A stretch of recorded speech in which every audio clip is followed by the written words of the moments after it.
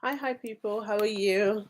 I'm back with another vlog, and I'm just gonna go and finish this really amazing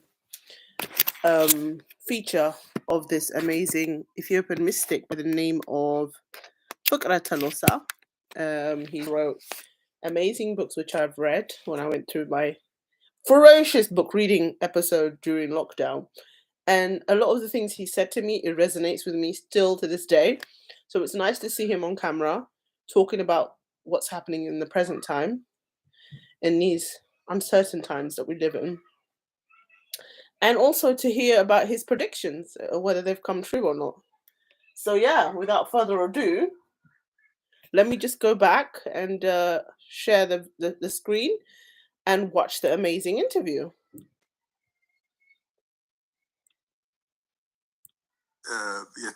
የጎሉና የኦፊር ጎል ኦፍ ኦፊር የአፋር ወርቅ የሚባል እጣን ከርቤ ልዩ ልዩ እንጨቶች So basically the Afar people were የፈረሰውን ቤተ መቅደስ the Afar people were very powerful people back in the day.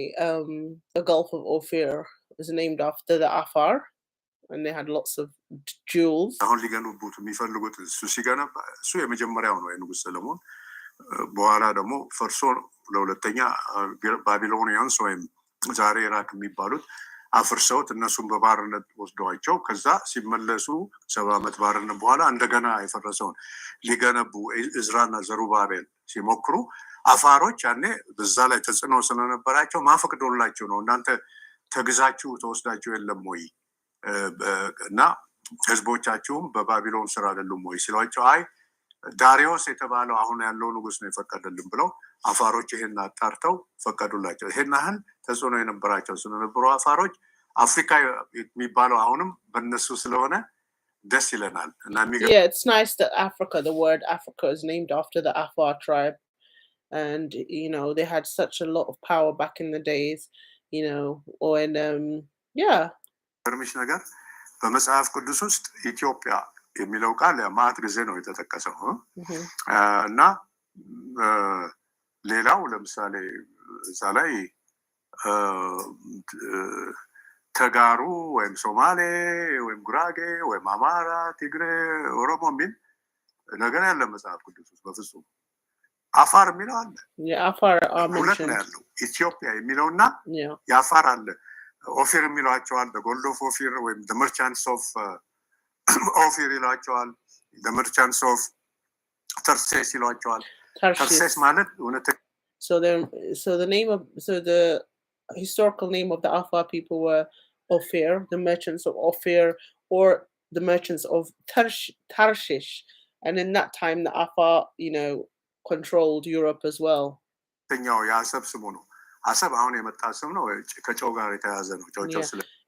Now we associate the Afar people with Assab, like with Assab, which is on the coast of Eritrea. And the only reason why it was called Assab is their connection with salt. But that's a recent name. Oh, so the location of Assab, the original name is Tarshish. Ethiop.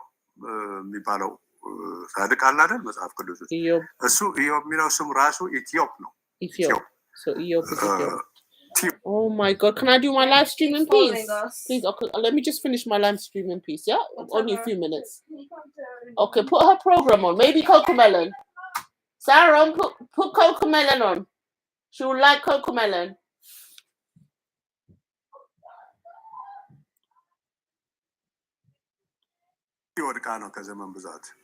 ኢትዮጵያ የተባለው ኢትዮጵያ ውስጥ ያለው ኢትዮጵያን ያስጠራው የመጣው የተወለደው ኢየሩሳሌም ነበር የመልከጼዴቅ የሳሌም ንጉስ ልጅ ሆኖ በተልኮ አባይን ተከተለ ስፈርጣና ላይ አንድ ቀን እኔ ሰው ሆኜ ስወለድ ያንተ ልጆች ከ2000 ዓመት በኋላ 12 ነገስታት ይሆናሉ በኢትዮጵያ ግዛት ላይ ያኔ እኔ መወለድ የሚያሳይ ኮከብ አሳያቸዋለሁ ኮከቡ ገብርኤል ነው ምክንያቱም ኮከቡ ጅራትና ራስ ማነው እጅግር ነበረው ራስ አለው ይላል እና ለቅድስት ማርያምም ያበሰረው ብስራቱን ገብርኤል ስለሆነ እሱ ነው መጥቶ የመራቸው እንደተወለደ እየተቆመ የወሰዳቸውና ቤተልሔም ድረስ ስለዚህ ኢትዮጵ እነዚህ ሰዎች አፋሮችም በዛ ውስጥ ጋር የሚያዝ ታሪክ አላቸው። እንዴት So they're saying the book of Eob and Ethiop are connected. So that's, yeah. ብቲ ኢዮብ ሰይጣን ፈትኖት ልጆቹን ሁሉ ጨርሶበት So basically Eob, or Yob in English, you know, he was tested by the devil and his children went through stuff. ፈተናውን አልፎ እግዚአብሔር ሌሎች ልጆች ሲሰጡት He passed the test and 10 ወንዶች ከነሚስቶቻቸው መጥተው ኢትዮጵያ መጥተው ካፋሮች ነው የተደባለቁት። So basically the Eob's 10 kids came with his wives and they went to Ethiopia. So they went to the land of Afar. ኢትዮጵያ የመጡበት ምክንያት ኢዮብ የሱን ስም ነው ያዘውና የቅድማያቱ ወንድም እንዳጎቱ ነው። በቃ በቅድማያት አጎቱ መልከጼዴቅ 3 ወንዶች ወለደ። አቡ ሰላም የሚባልና So Melchizedek had 3 sons. One is called Abu Salam. So they were related to when they went to Afar. Ethiopia went to Afar. That the leader of Afar was his uncle. በኋላ ደግሞ ወደ ኢራቅ ሄዶ የኢራቅን ኮድ ኦፍ ሎ የሚባል የተጻፉ በሰሌዳ ላይ ህጎች ምኖች። So Melchizedek had 3 sons. One went to Iraq, one went to አሙራቢ የሚባል የመልከጼዴቅ ልጅ ነው አንዱ። 3 ወንዶች ነበሩት። So one of them was an Amorite. He had 3 sons. አቡ ሰላም እና ኢቲኤል በኋላ ኢትዮጵ የተባለው So Ethel is Ethiop. He was named as Ethiop. So he had 3 sons. አንተ አቡ ሰላም ሲሪያን እና ፍልስጤምን እዚህ አካባቢ ያሉትን ሌባኖንን ግዛ ነው። እንትናን ደግሞ ሐሙራቢን ኢራቅ የኤፍራጥስ ወንዝ ባለበት አሁን በየደረቀው እዛ ሄደስ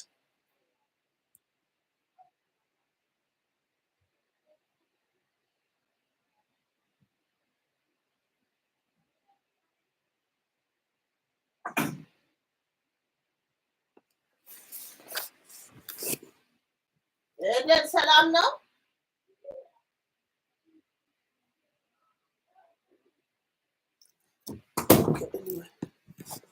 So guys, where were we?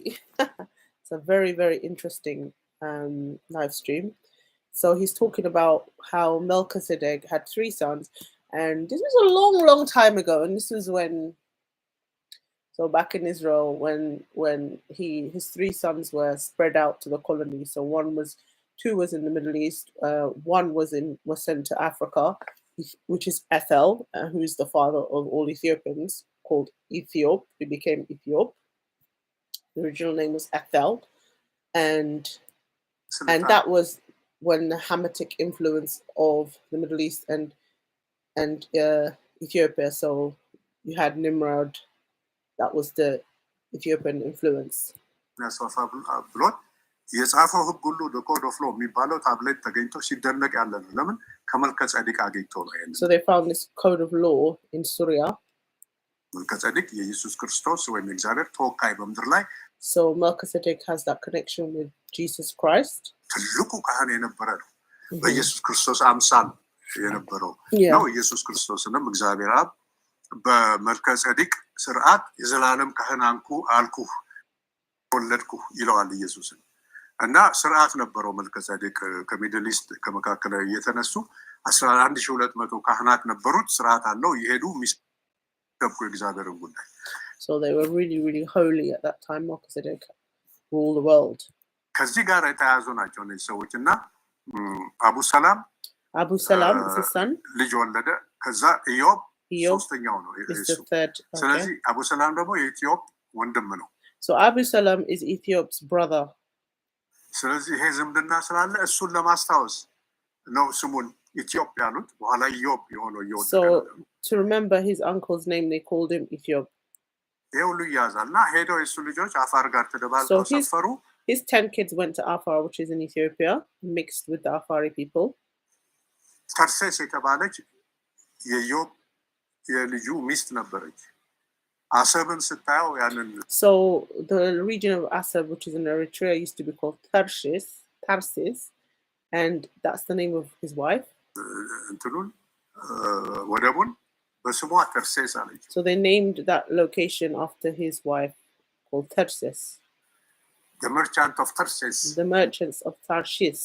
Tarshish, yeah. የሚባሉትም የተርሴስ ወይም የአሰብ ነጋዴዎች ከዛ ነው የሚነሱትና አፋሮች እቃቸውን ይዘው። So the Afar people leave the coast of Tarshish and then they go around the world getting products from all over the world, and that's, you know, the commerce of the whole world was, you know, present day Asab, which used to be called the port of Tarshish. And if you see the story of Jonah, you know, Jonah wanted to go to Tarshish, possibly to buy products, but God told him to go to Nineveh. He didn't listen, but the whale took him all and spat him out at Nineveh. the gold of Ophir የአፋር ወርቅ የተባለው አሁንም ድረስ ዳሎል የሚባለው ቦታው። So the gold of Ophir, the gold of Afar, is the Dalol. It's basically that salty dry land of Afar. Bubbling volcano. ድንጋይ ማለት ነው። ዳ ማለት በአፋር ድንጋይ ነው። ሉል ማለት ነው። አሁንም ድረስ የከበረ ወርቅ እዛ ነው ያለው። So apparently the gold of Dalol is still there in Afar territory. Apparently. ሙቀቱ ውስጥ ሆነ እንጂ ይሄ ሁሉ ነገር የተያዘ ነው የኛ ታሪክ የኢትዮጵያ ታሪክ እና በአፋሮች እንኮራለን። መጽሐፍ ቅዱስ ውስጥ ብዙ ተጠቅሰዋል። So the Afar are very special people that are mentioned in the Bible. They're very much mentioned in the Bible. ሪሰርች እያደረኩ እየለቀምኩ እያወጣሁ ነው መጽሐፍ ቅዱስ ውስጥ ስንት ጊዜ እንደተጠቀሱ። So they've been named in the Bible so many times, and he's saying that he's researched about the Afar tribe, and you know how they connected to the Bible, and how many times they've been called. አፋሮች በተለያየ መንገድ መርቻንት ኦፍ ተርሴስ በሚልም the gold of Dalol, the ships መርከቦች የአፋር በሚልም በብዙ አቅጣጫ ተጠቅሰዋል። They've been mentioned so many times. ኢትዮጵያ ከሚለው ስም ቀጥሎ። ስለዚህ ይሄም ያኮራናል። አፋሮችም ይኮራሉ። And Ethiopians and Afar people are very proud of this history. በዚህ ኢትዮጵያ ተብሎ ይጠራ የነበረው መላው አሁን አፍሪካ የምንለው ስሙ ወደ አፍሪካ ቢቀየርም አፍሪካ ራሱ የተባለው ደግሞ በአፋሮች ምክንያት ነውና ያው አልሸሹም ዞር ከኛ ወጣ። ስለዚህ ደስ ይለናል። Yeah, it really doesn't matter that Africa's called Africa because it's named after Afar people. አለዛ ይቆጨኝ ነበር አሁን ሌላ ስም አምጥተው ቢለጥፉበት ኖር አፍሪካ ላይ በቆጨኝ ነበር። But you know what, I kind of figured it out. I knew that you know they like to lie and say, oh, Africa's named after Africans, blah blah blah. No, Africa's named after the Afar. I knew this even before I read up about Fikre Tollosa. It's just common sense. Afar, Africa, they're connected. It's because we know that Afar were all over Africa, especially North Africa. You know, they had a humongous empire. They controlled Europe, even Britain. They used to get tin from Britain. It was their colony, and they used to come and bring it back to Ethiopia. So they had such significant power, the Afar people. And they were always on the Red Sea. The Red Sea is like their sea. And even when the British controlled the Sudanese people, Sudan, they used to call the Afar the Fuzzy Wuzzy because they had their curly hair. That was their nickname, Fuzzy Wuzzy. መንገድ ማለት ነው እና የቀደመውን ደግሞ ጊዜ ስናይ መሪዎቿ ካህንም ንጉስም ነበሩባት ነበረች። ያ ዘመን የኢትዮጵያ ልዕልና ከፍ ያደረገ እንደነበረ ከታሪክ እናነባለን እና ያለን ባልኖርበትም ማለት ነውና እንዴት ነበረ ክህነትንና ንግስናን አስተባብሮ መያዝ ለኢትዮጵያ የሚበጅ መንገድ ነበረ ወይ? አሁንስ? በጣም ይበጅ ነበረ። የሚገርምሽ ነገር እስከ ቀዳማዊ ምኒልክ ዘመን ድረስ ከሱ ቀድሞ የነበሩት ነገስታት የኢትዮጵያ ዘርን ማለት ነው ካህንም ንጉስም ነበሩ። ለምን ሆነ ብቲ የተወለደው ኢየሩሳሌም ነው አይደል? የማን ልጅ ነው? የካህን ነው መልከጼዴቅ ስንት ማዕረግ ነበረው? ሁለት ዓለማዊ ማዕረግ ነበረው። He said how even from the time of Menelik I, which is the Queen of Sheba's son, they had a connection with Israel through Melchizedek, through Ethiopia, because Ethiopia was born in Israel. So there's always been a connection from that time until even after Solomon had his son and the Hebrews came to Ethiopia with the Ark of the Covenant. So there's always been a connection between Hebrew within Israel and Ethiopia. የንጉሶች ንጉስ ነው። በሶዶምና ጎሞራና በዙሪያው ያሉት አሁን መካከለኛው ምስራቅ ሁሉ ያሉት ሄደው ለሱ በሁለት ምክንያት ይሰግዱልን ነበር። አንድ የንጉስ ንጉስ ነው በፖለቲካው፣ በክህነት ደግሞ የካህን ነው፣ ሊቀ ካህናት ነው። ስለዚህ በንጉስነቱም ማስራት ይሰጡታል፣ በሊቀ ካህናትነቱም ይሰጡታል። እሱ ደግሞ ምን ይሰጣቸዋል? ቡራኬ ይባርካቸው። አብርሃምም አንዱ ከተባረኩት ነው። ሶዶምና ጎሞራንና ሌሎችን አሸንፎ ሄዶ አስራት ሲያቀርብለት እሱ የዕቃ አስራት ሲያቀርብለት የወርቅ የሉል የመሳሰለውን ሲያቀርብ መልከጼዴቅ ደግሞ ስጦታ ሰጠው። ለሱ ምን ሰጠው? ህብስትና ወይን ጠጅ ሰጠው እና መረቀው፣ ባረከው። እንዴት ትረጃዋለች? ህብስትና ወይን ጠጅ መስጠቱን እንዴት በምን ትረጉታለች?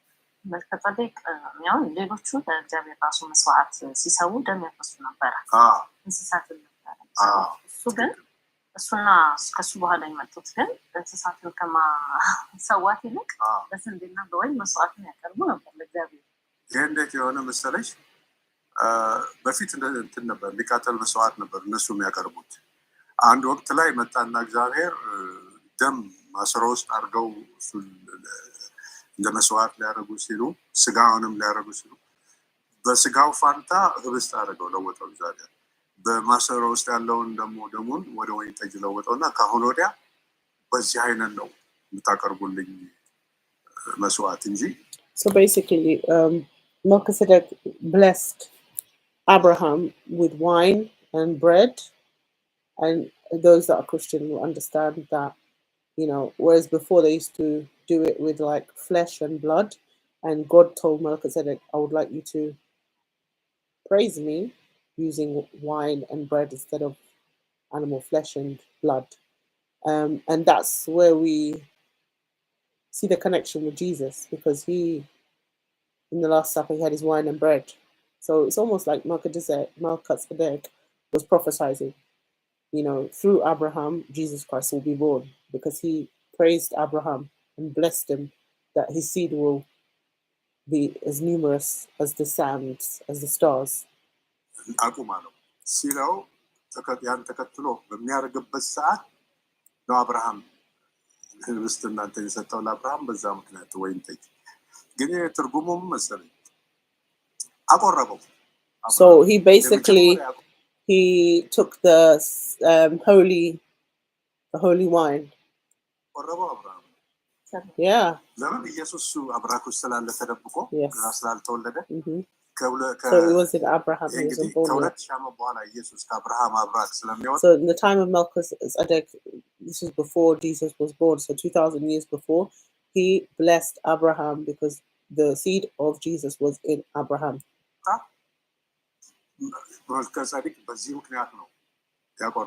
And that's why he made him take the Holy Communion.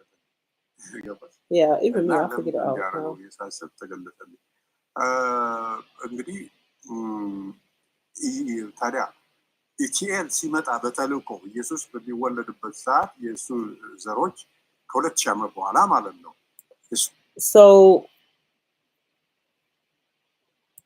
ዘሮች ገዳ እንዲሰጡ ወስደው So basically, Melchizedek's son Ethel, when he was sent to Ethiopia, Ethel's 10 children came to Ethiopia, and they had visions.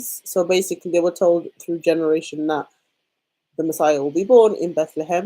Look for the sign, and they're basically the wise men that went to give the gift of gold, frankincense, and myrrh to Jesus Christ.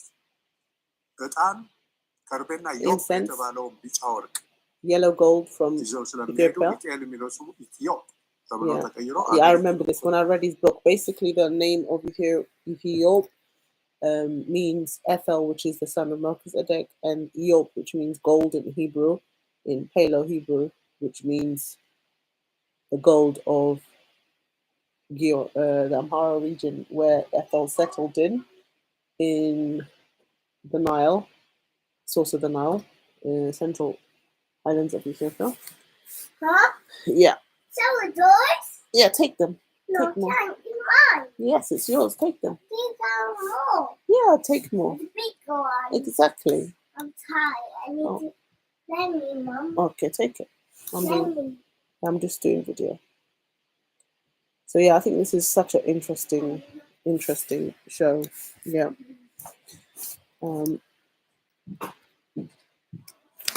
Basically, now let's get back to it. አህጉሩን ኢትዮጵያ ሰኞ ተብሎ በዛ የመጣ ነው። So that's how the name Ethiopia. ኢትዮጵ ከተባለ በኋላ ኢትዮጵያን የክህነት ስሙ ነው አየህ። እና ኢትዮጵያ ላይም እንደ አባቱ አሁን ለምሳሌ መልከጼዴቅ እናትና አባቱ ያወጡለት ስም ጌራ ነው። መልከጼዴቅ ማለት ጻድቅ መሊክ ከሚለው አረብና ዕብራይስጥ መለክ ከሚለው የተያዘ ነው። ጻድቅ ንጉስ ማለት ነው። የንጉስ ጻድቅ ማለት ነው። ተረዳሽ? ተራ ንጉስ አይደለም፣ ጻድቅ ንጉስ ነው። እና በዛ መሰረት ሲመጣ ኢትዮጵያ የንጉስ ንጉስ ሆነ፣ እንዳባቱ የካህን ሆነ እና ይቀድስ ነበር፣ ይባርክ ነበር እንዳባቱ። ከዛ የተወለዱት በሞላ እስከ ንግስተ ሳባ ሴት ስለሆነች ቆምዛለች። So until the Queen of Sheba, they come from the same line, the 10 children of Ethel. So this is the bit where, you know, it's like the priestly, because Melchizedek was like a priestly king, and it was going on for generations until the Queen of Sheba was born. And because she was a woman, she couldn't take the priestly title. It's almost like a Levite priestly title. And then her son Menelik could have taken the priestly title, but he refused. He just said he wants to be a king. That's what he said. Yeah, I just want to be the political king, and I want to be king of kings, but I don't want to be a priest. And then he transferred his priestly title to the holy man Sadok of Israel, Levites. So he gave it away to the Israeli Levites, which is a mistake. He was very young, and he was like 18 at the time, and he just gave away his priesthood to Zadok's children. So he stayed 4 years with King Solomon.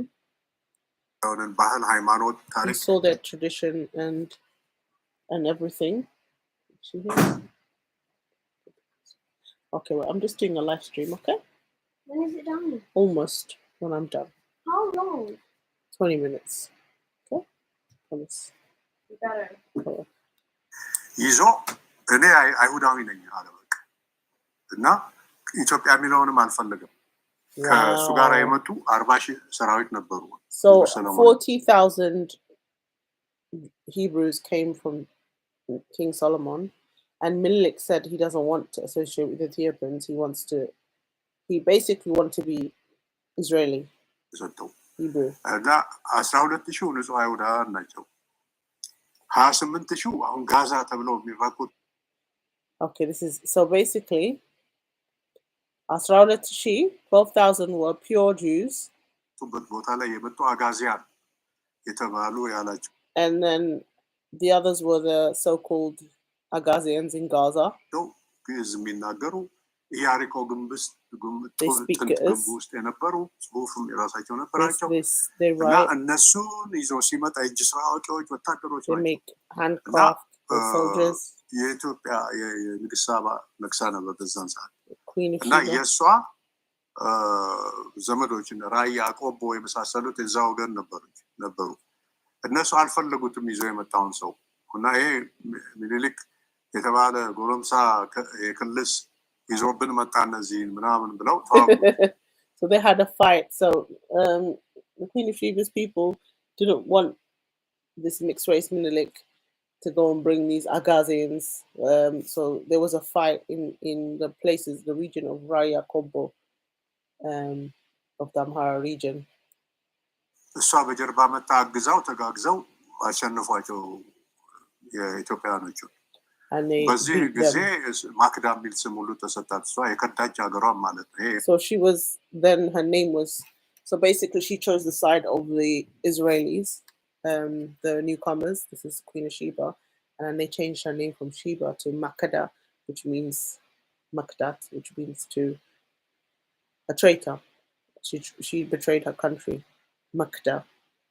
የማረግ ስም አለ ጥሩ ስም አይደለም it's not a good name የማውቁ ሰዎች እዚያቸው ማክዳ ብለው ስም ያወጣሉ የከዳ ማለት ነው አገሯን ስለከዳች ከእስራኤሎቹ ጋር ስላበረች because she joined forces with the Israelis እንደዛ ሆነ ንግስት አዘቦ ወራያ ነበር የምትባል እሷ ሴት በመሆኗ ክህነቱን የመጨረሻ ካህንም ንጉስም ንጉሰ ነገስትም የነበረው አጼ ቢባለው ወይም እሴም እንለዋለን እሴያ ድረስ ሄዶ እሴያን አስገብሮ እስካሁን እሴያ ያሰየሰው እሱ እሴያኤል ነበር ስሙ የክህነት ስሙ ነው እናትና አባት ያወጡለት እሴ ወይም እሴ ነው ሁለቱን ይዞ ነው የመጡት እሷ ሴት ስለሆነች ክህነቱን አልያዘችም ልጇ አልፈልግም ማለት በዚህ ምክንያት ተሰበረ የክህነት broken so like the priestly order of Melchizedek was ended with the Queen of Sheba because she was a woman and because her son didn't want to continue the Melchizedek priestly order in Ethiopia. በኋላ እና አፄ ላሊበላ ላይ በላሊበላ አፄ ላሊበላ ሲነግስ የዛግዌ መንግስት ላይ በራሳቸው ፍላጎት ሃይማኖታዊ እና መንፈሳዊ ስለነበሩ እንደና አፄ ላሊበላ እነ ደግሞ አፄ ሀርቤ እንዲህ የተባሉ አራት ቅዱሳን አሉ አይደል ቅዱሳን ነገስታት ይሏቸዋል እነሱ ካህናት አይደሉም ግን ከካህናትም ብዙ አይለዩም ከዛም በፊት እኮ በአፄ ካሌብ አፄ ገብረ መስቀል በቅዱስ ያሬድ ዘመን የነበሩትም እኮ እንደዚሁ ግን መንፈሳዊ ናቸው የሚወዱ ገባሽ ለእግዚአብሔር የቀረቡ ሰው ናቸው እንጂ ንጉሰ ነገስት ብቻ እንጂ ሊቀ ካህናት አልነበሩ ልጁ ሰብሮታል አልኩኝ ከየሱ ልጆች ናቸው እነሱ ይወዱ ነበር እንጂ እንትን አይደለም በፊት ግን ደምባ እኮ የሚቀድሱ ምን የሚሉ ህዝቡን የሚባርኩ የካህን ልብስ የክህነት ልብስ ለብሰው እግዚአብሔርን የሚያገለግሉ እኮ የሚያስቀድሱ የነበሩ ናቸው ሚስቶች ይሄ ልጅ ሰበረው በኢትዮጵያ ነገር ሁሉ ነው የጠላው ስሙን ሁሉ ኢትዮጵያን ቀይራለሁ አለ የኢትዮጵያ ስም እንዳይወሳ so basically King Menelik Sheba's son was very anti-Ethiopian. He even changed the name of Ethiopia and said, I'm going to change the name of Ethiopia. He doesn't want to be named after Melchizedek's son. That's how...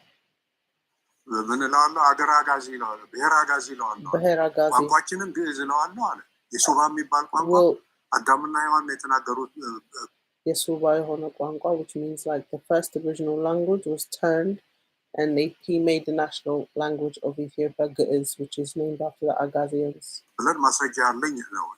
ከነጽሁፍ ያለው ቋንቋ ነው መዝገበ ቃላትም የሱባና የግዕዝ ተገኝቷል የጥንት ቋንቋ ነው እና ከግዕዝ በፊት የነበረ ማለት ነው የግዕዝ አጋዚያን ሲመጡ እሱ ቀዳማዊ ምኒልክ ሲያመጣቸው ይዘው የመጡት ነው ከያሪኮ እና በጋዛ አካባቢ እና ይሄ ሲሆን እነሱ ይሄንን ነው እሱ የጠላው ምክንያት አለው እዚህ ጋር ፕሮፌሰር ምን ሀሳብ አንዴ ለተመልካቾቻችን ክፍት አድርገን ብናልፍ በጣም ደስ ይለኛል ምክንያቱም አፄ ምኒልክ አንደኛ እንደ ጠላት አድርጎ መፈረጅ እንደዛ አድርጎ የሚያስባሉ እንደገና ደግሞ ለኢትዮጵያ በጎ የሰራ ነው ብለው የሚያስባሉ እሱ በመሰረተው የሰለሞን ስርወ መንግስት ኢትዮጵያ ቀጥላለች ስለዚህ በአንድ በድመውና ራሱ ተመልካቾቹ አንብበው አጥንተው ቢደርሱበት ግዕዝ ቋንቋ እንደተመለከተ ማለት ነው ምክንያቱም ግዕዝ ነው የመጀመሪያው ቋንቋ ግዕዝ ነው የመላእክት ቋንቋ ብሎ የሚያምኑና ከዛ ላይ ደግሞ ብዙ ማስረጃም ጭምር ስላለ ሱባንም እና ተደሞ መሪዳ ሳማን የመሳሰላችሁት ምሁራን ደግሞ ሱባን ጭምር So he's saying that, you know, so many Ethiopians have been misled thinking that Ge'ez is the original mother tongue of Ethiopia when it's not. It was actually Suba. And there's people who don't know the true history, including Ethiopians, of this, and he's saying that Ge'ez is a foreigner language from the times of when the King Menelik's friends from Israel, the Agazians, came.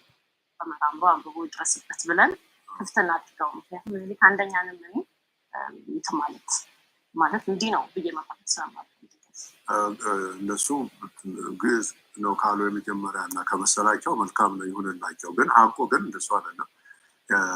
አዳምና ሔዋን እንኳን የልጆቻቸውን ስም ሲተረጎም በሱባ ትርጉም አለው ያወጡት። ቋንቋቸው ሱባ ስለነበረ መጀመሪያ The first language was Suba. Adam and Eve spoke Suba. Their children's name is Suba. It's not Ge'ez. ልጆቻቸው ከየሰየሙት ስሞች አቤል የሚለው ቃየል የሚለው ሁሉም የተያዘ ነው። ኤል የሚለው ቃል ሱባ ውስጥ ያለው በኋላ ግዕዝ ወስዶታል። ግዕዝ ብዙ ይወሰደዋል። There's so many terms that Ge'ez has taken from Suba, like El is originally Suba and then Ge'ez took it. በእኔም በመጽሐፋቸው ውስጥ ማስረጃ አቅርቤያለሁ። የመጽሐፉም የኦሮሞና የአማራ እውነተኛው ዘር የሚለው ላይ ፊደሉን የሱባ ነው ያለበት። ከውስጥ ፊደሉ ማለ መሰው ቃላት He reckons that the Amharic language and the Oromo language originates from Suba. ለግዕዝና ሱባ ግዕዝ ሲያየን ሱባ እየተደበቀ ሄደ። ምክንያቱም ይሄ ቀዳማዊ ምኒልክ የሱባን መጽሐፍትና የሱባን ጠቢባን አጥፉልኝ ነው ያለው። Yeah, King Menelik wanted to get rid of the language, the Suba language. He wanted it erased from the history of Ethiopia. ለምክንያቱ ለመግባት አልፈለኩም ነበር። ግን ንግስተ ሳባ በእናቱ እና ግዴታ ነው ለመናገር ምንድነው የመሰለሽ ታሪኩ ዛጋ ያለው አጼ ሲያኤል ያልኩሽ ከሳባ በፊት የመጨረሻው የኢትዮጵ ዘር ነው። ካህንም ንጉስም የነበረ ሱፐርማን የሚሉት አጋቦስ ማለት ነው። አጋቦስ የሚባለው ስሙ የተለዋወጠ በተለያየ የነገሰው እድሜው እስከ 485 ነው እንደዚህ ነው። እና መጀመሪያ ነገሰና ወረደ። እንደገና ደግሞ ተመልሶ ነገሰ። እድሜው ረጅም ስለሆነ አንዴ አጋቦስ በሚል ነገሰ፣ አንዴ ሰንደቅ ዓላማ በሚባል ነገሰ። ግን እሱ ስሙ እሴ አጼ ይባላል እና የክህነት ስሙ እስያኤል ነው። ኤል የሚል ነገር ሲገባው ላይ እግዚአብሔርን የሚጠቅስ ነው። እግዚአብሔር ማለት ነው በሱባ ቋንቋ ኤል በኋላ በግዕዝም ሆኗል። እና በዚህ አይነት ሁኔታ ውስጥ ሳለ አጼ እስያኤል he's talking about Saul, you know, being from the Suba language and tribe. Suba El. እና የሳባ እናት አዝሚና ትባል ነበር። ሳባ's mom is Asmina. እሷና አንድ ጃንደረባ ዘማሪ ፍቅር ያዛቸው ልጆች ስለነበሩ። So basically, the history of the Queen of Sheba is that her mom fell in love. She was a royal princess and she fell in love with the priest. እና ከዛ ሲሳሳሙ ሲተቃቀፉ ሲተሻሹ ዘሩ በማህፀኗ በአፈማህፀኗ ገብቶ ሳባ ትጸነስና ትወለዳለች። Saba was born. ንጉሥ አያውቅም። The king doesn't know. እና ኃይለኛ ንጉሥ እስያን ሁሉ ያስገበረ ዓለምን እስከ መካከለኛው ምስራቅ ሄዶ ሊወስድ ሲል እስራኤልን እግዚአብሔርን አቁም፣ ይሄ አትንካ እስራኤልን የኔ ሀገር ነው የተመረጠ ነው ብሎ አስቆሞት ሳሙኤል ነብዩን ይልክ ተዋውቁ ብሎ ሳሙኤል ነብዩን ልኮት ከእስራኤል ተዋውቀው ድንጋይ ለማስታወሻ አቁመው የሄደ በሁለት ሰረገላ በሳት ሰረገላ ስላሴዎች በሶስት ሳት ሰረገላ መጥተው አናግረውት ለምንድን ነው ይሄን እስራኤልን ማልወራው ሲል ለሰላሙ ንጉሥ ወደፊት ለሚወለደው ለኢየሱስ። So even like Samuel is like you know the story of Samuel, you know how he mentions in the Bible that he didn't knock down, he didn't destroy Israel because the future Messiah's son will be born here. Jesus Christos ለሱ የተጠበቀ ሪዘርቭ ሊሆን የተጠበቀ ሀገር ነው አትንካ። Yeah, don't touch that. እሺ የታለሱ ልስገድለት አባቶቼ እሱ ሲወለድ እንድትሰግድ አዘውናል ለኢትዮጵያ ለመልከጸዲቅ እና So that's when the Ethiopians, you know, went to Samuel and they said, you know, we need to worship, and where can we worship? The descendant, the ancestor of Jesus. ዳል አቅርብለት ይሄ ነው ሲለው እሱ ገና ነው አለው። ለምን ቀድሞ 1000 ኢየሱስ ከመወለዱ 1000 ዓመት ቀድሞ ነው ይሄ የሆነው። So that was 1,000 years before Jesus was born. Samuel was telling the followers of Ethiopia who were in Ethiopia, when this Messiah was coming, they knew, and then Samuel, the king of Israel at the time, told them it's not yet. He is not coming here yet. አንተ ግን ይሄን ስላሰብክ ለዘመዶች ያልነበረ እድሜ ረጅም እድሜ ሰጥቻለሁ አለው እስከ 400 Oh, Samuel said, because you said that, I will give you a long life. ክብርም ሞገስም ሰጥቻለሁ ሁሉ የዓለምን ሀብት አለው And እስራኤልን the whole earth ይሻለ ተመለሰ will go to ይሄ you. ትልቅ ንጉሠ ነገሥት ነው ብዙ ነገር ኢትዮጵያን ሰንደቅ ዓላማ የፈለሰፈ ሰንደቅ ዓላማው ዘንጉ ስንት ሜትር እንደሆነ ዝርዝሩን ሰጥተው ቆብ ምን አይነት መደረግ እንዳለበት በመንግስታት ህንፃ ላይ የኢትዮጵያ ሰንደቅ ዓላማ ማውለብለብ እንዳለበት የሱ ስመ መንግስቱ በዛ ጊዜ ሰንደቅ ዓላማ ስለተባለ በስመ መንግስቱ ሰንደቅ ዓላማ ብሎ የፈጠረ ባንዲራ የምንለው የጣሊያንና የስፓኒሽ ቃል ነው ኢትዮጵያ አይደለም ሰንደቅ ዓላማ ነው ትክክለኛው እና በሱ ከሱ ስለሆነ የፈጠረው አረንጓዴ ቢጫና ሰማያዊ ነበር ባንዲራው ያለው. So in the olden days the Ethiopian flag was green, yellow and blue. ያኔ ቀይ የሆነው ምናምን በኋላ ነው ደማችን በሚተፈርጉም እና ይሄን ሁሉ አድርጎ ነገስታት ሁሉ ጦርነት ሲሄዱ እንዲይዙ ይሄንን በፈረስም ላይ በመንግስት ህንፃ ላይ በየቦታው ይሄን ማያውለበልብ ሰንደቅ ዓላማውን ማያሳይ የቅጣቱ እንዲህ ነው ምን ብሎ ህግ የደነገገ ቀለሙ እንዲህ ነው ብሎ በዝርዝር ያስቀመጠ ለዓለሰብ አራት አይና የሚባል ሰው የነበረ ነው ዘመን የሚሉትንም ሁሉ ስንዴን ካንዱ ከባቄላ ከዚህ ከዛ አዳቅሎ አዲስ አዝርዕት የሚያገኝ የነበረ ሰው እንስሳትን አዳቅሎ አሁን ለምሳሌ ኢትዮጵያ ላይ ፈረስና አህያን አዳቅሎ በቅሎን የፈጠረ እሱ ነው የሚባል በቅሎ ሳይንቲስት ነበር ሱፐርማን ለዓለሰብ የነበረ ሰው ነው.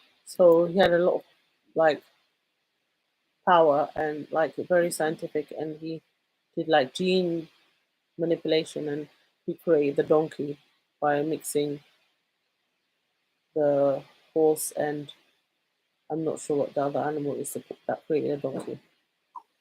እና እሱ ሸምግሎ ሲዘምሩለት አዝሚና የተባለችው የሳባ እናትም ስትዘምር ሳባ ተወለደ በዚህ ያንደረባው ስትወለድ ሳባ በነገራችን ላይ ንግስተ ሳባ ነው ንግስተ ሳባ የምትባለው የአዝሚና አባት ያንን የሳባን ግዛት ያስተዳድር ነበር.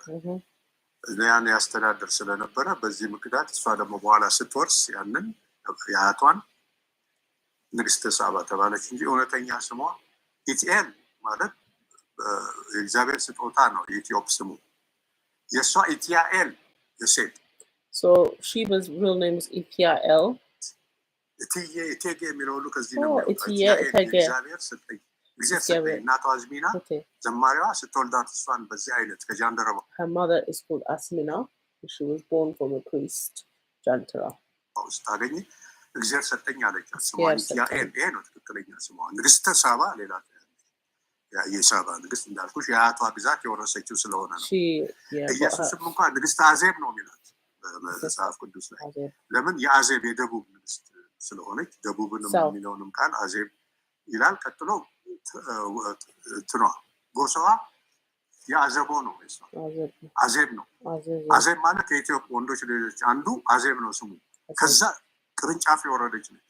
ስለዚህ ነው አዜብ የአዘብ አዘቦ የሚለው ሁሉ ቃል ከዛ ያወጣ ነው. አዘቦና ራያ የሚሉት አዜብ ከሚለው ከወንዱ የኢትዮጵያ ልጅ የሱ አብራኮች እና ቅርንጫፎች እስከሷ ወርዶ ያለ ነገር ነው. ለዚህ ነው ኢየሱስ ንግስት አዜብ የሚላት እና ትክክለኛዋ ስሟ ኢቲያኤል ነው. And that's why Jesus calls her Queen Azeb, but her full name is Ethiopian. ይስተካከል ነው ሰነዱ እሷ ሳባ ማለትም አይሆንም ንግስት የሚል መጨመር አለበት. የሳባ ንግስት ነው ተገንጥሎ ሳባ እና ይሄ ሲሆን ጉዳዩ እነዚህ ካህንም ንጉስም የሆኑት ሰዎች ከኢትዮጵያ ጀምሮ እስከ ትልቁ ለዓለሰብ እስከ አጼ ሲያይል ሲወርድ እቺ ልጅ ደግሞ በቤተ መንግስት ውስጥ ስትወለድ ጃንደረቦች ራሳቸውን እየቆረጡ ብልታቸውን ቤተ መንግስት ውስጥ የሚያኖራቸው ከልዕልቶቹ ጋር ተገናኝተው ያልሆነ ልጆች እንዳይወለዱና የልዑላን ቤተሰብ ችግር ውስጥ እንዳይገባ ለማድረግ ነበር። ግፍ ነው የሚሰሩት፣ ግን ጃንደረባ እስከ ቅርብ ጊዜ ሁሉ ነበሩ ኢትዮጵያ ላይ እና ይሄ ሲሆን እንግዲህ እሱ ተናደደና እንዴት በቤተ መንግስቴ ውስጥ ጃንደረባና ልዕልት ልጅ ወልደው እንዲህ እኔን ያዋርዱኛል በሚል እንዲገደለው አለ። So he had them killed because the priest was of a lowly status to be marrying a princess in my house, and the king at the time was so angry and had them killed. Manama ልጅቱ የተወለደች ሳባ ሆነ ያላት ኢትዮጵያ ቀጥሎ ደግሞ ጃንደረባው አባቴው ተራሰው ቀጥሎ አዝሚና የነበረችው የሳባ ንጉስ ልጅ የነበረችው የሳባ ከተማ ንጉስ ልጅ ወይም የቲያኤል እናት የሚስት ሳባ እናት ሶስቱም እንዲገደሉ ከዛ ሄደው ህፃኑን የሚገሉት አዘቦና ራያ የራሷ ወገን ናቸው። ቀስ ብሎ ደብቋት ኢትዮጵያን ደብቆ ለአያቷ ሰጡት። ሳባ ከተማ ላይ saved Saba because I think the king ordered for her to be eliminated. I'm still doing a live stream. Almost finished. Okay? 5 minutes. 5 minutes. Okay, I'm just doing a live stream, please. So who's watching it? No one's watching. Okay, it's just a history. Are you looking for the charger? Yes. Here. Let me give it to you. Can I go here? No, not here. I need to finish my live stream. Just almost finished. Okay, let me make the room smell nicer. Okay, go in your Saren's room. Let me make the room smell nicer. Don't do that, Hewan. Don't. Okay? I don't like that. There you go.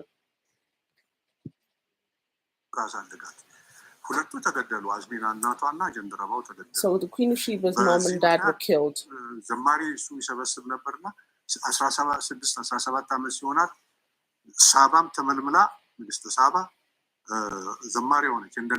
So she then, so Queen of Sheba was hidden and raised by her grandmother because the king ordered for her to be killed as well. But the executioners were from Raya Kobo territory, and then they hid her, and she grew up with her grandparents there.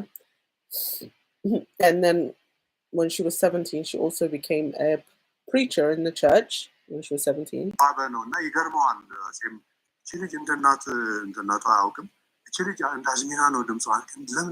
And the king was like, this child looks like Asmina.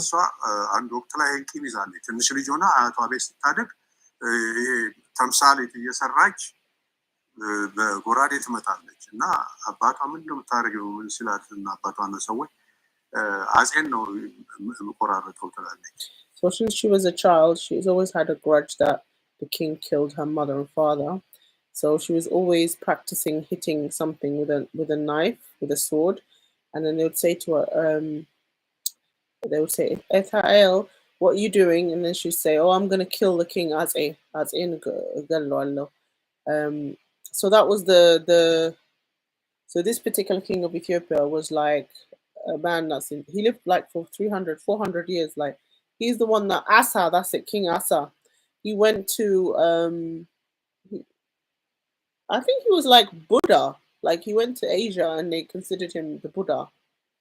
So it's a very long time ago. And he was into nature.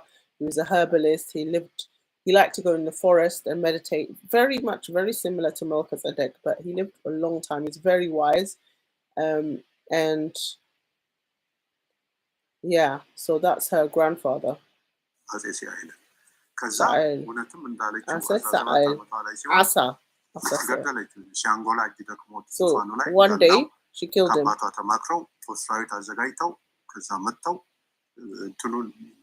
ሎቲ ነበረው የንጉስነት እሱንም ዘውዱንም ምኑንም ይዛ ያለንም እኛ የነገስንም እኛ አሸንፈዋለሁ ገድየዋለሁ ብላ ጦር ይዘው ቤቱን አቃጥለው ምናምን ሸሹ ከዛ ኢትዮጵያ ህዝብ ተረበሸ ተጣላ እቺ ልጅ ትልቁ ንጉሰ ነገስት ሽማግሌ ገደለች እርኩስ ምን ብለው ተከፈለ So it was like a takeover, like she had an army, she killed the king, and then the Ethiopian people were just shocked that this little girl did this. በመጨረሻ ብዙ ታሪክ አለ ብቻ እግዚአብሔር አጸደቀላት.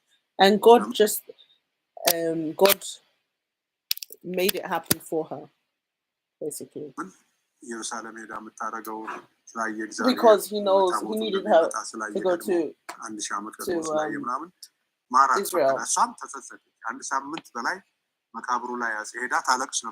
And she felt guilty. She was crying to God, feeling guilty about what she did, killing the king because he killed my parents.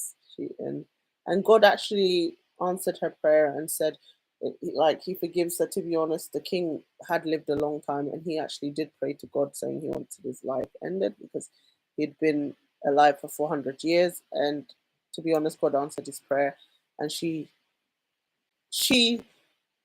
carried out King Saul's wishes. Let's talk a few minutes. Now 10 minutes. 20 minutes. ይሄ ሚኒሊክ ቀዳማዊ ሳባለች ቂም ይዟል በእነ ኢትዮጵያ ስርወ መንግስት ላይ እስከናጼ ድረስ ያለው እና ወደፊት ሲወለድ መሲሁ ኮከብ መጥቶ ይመራቸዋል ወደ ቤተልሔም ተብለው ኮከቧን ሁሌ ዙፋናቸው ላይ ያስቀምጣሉ ይዟታል እና ደግሞ የኢየሱስ ክርስቶስ የኮከቦች ኮከብ ኢየሱስ ክርስቶስ ስለሆነ የሱ ምሳሌም ስለሆነ ኮከቡ ያው ኢየሱስ ክርስቶስ ነው ኮከቡ. So that's why the Queen of Sheba's, what's the word? Resentment she had for her grandfather who murdered her parents. It carried on to Menelik when she had the son.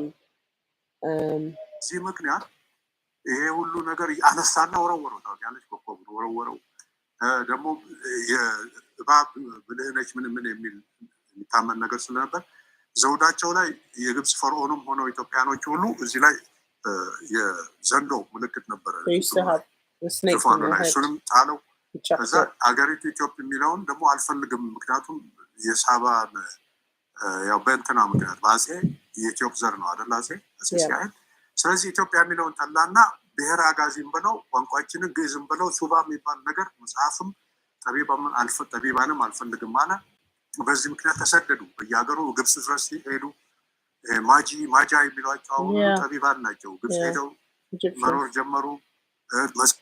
So basically the old religion of Ethiopia was connected to the ancient Egyptians. The symbol of the snakes is ancient Egyptian.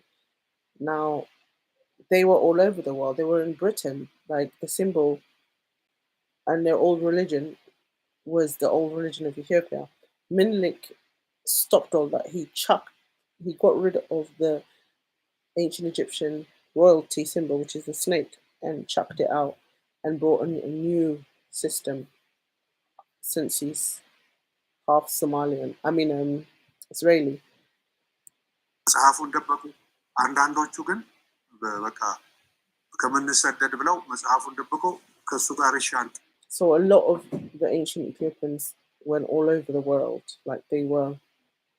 And to be honest, it kind of makes sense. Like this was during the time of Akhenaten. Like we saw so many people fleeing Egypt and going all over the world. Like they went to Britain. They took their holy books with them. Some of them stayed within the country of Ethiopia but hid their books. A lot went to Egypt. ግን ዞሮ እድሜ አልነበረውም 37 እና 38 አመቱ ላይ አገር ሊያቀና በበረሃ ለበረሃ አፋር በረሃ በዚህ ሲንከራተት እዛ ውሃ ጠምቷቸው ሰራዊቱና እሱ ወድቀው አዘቦና ራያ እሱ የፈጨፋቸው ተበቀለውት ሞተ ነው አጠረ እና ይሄ በዚህ ምክንያት ነው እሱ ይሄ ልጅ እንደዚህ ብዙ ነገሮች እንተናለው ግን እሱ ያጠፋውን አንድ ትልቅ ንጉሰ ነገስት ተነሳ የሳባ የልጅ አጼ አክሱማይ ተነስቶ ያጼን ትልቅነት ስላየ የኮከቡንም የጣለውንም መለሰ የይሁዳ አንበሳ ነበር የተካበት በኮከቡ ሚኒሊክ ሁለቱንም ያዘኛው. Okay, so Menelik's ancestor, which is Aksumite, he incorporate both. So the line of Judah and the star, because Menelik got rid of the star. ከማደንቃቸው የኢትዮጵያ ንጉሠ ነገሥት አንዱ አጼ አክሱማይ ነው As እና ይህን ሪስቶር አደረገ መለሰ። he restored it. ከዛ He በኋላ restored the ደግሞ tradition. ይሄ ትልቅ ንጉሠ ነገሥት በኢትዮጵያ ታሪክ ታይቶ የማይታወቅ ባለሰብ ስለሆነ አጼ ሲያኤል እሱን ለማስታወስ ማንኛውም የኢትዮጵያ ከእንግዲህ ወዲህ ከኔ ጀምሮ የሚነግስ በኢትዮጵያ ትልቅ ንጉሠ ነገሥት አጼ እንዲባል አለ። ስሙን አጼ ለዚህ ነው እስከ አጼ ምኒልክ የመጣው ይሄ አክሱማዊ እንትን ባለ ነው እስከ አጼ ኃይለ ሥላሴ ነው። ይሄ ነው ባጭሩ። It's really interesting. I really hope you liked today's translation. I loved it. I absolutely What's loved happening the in my history. homeland, Sudan? I love the history of it, and this guy is amazing. I'm not even. How do I stop sharing?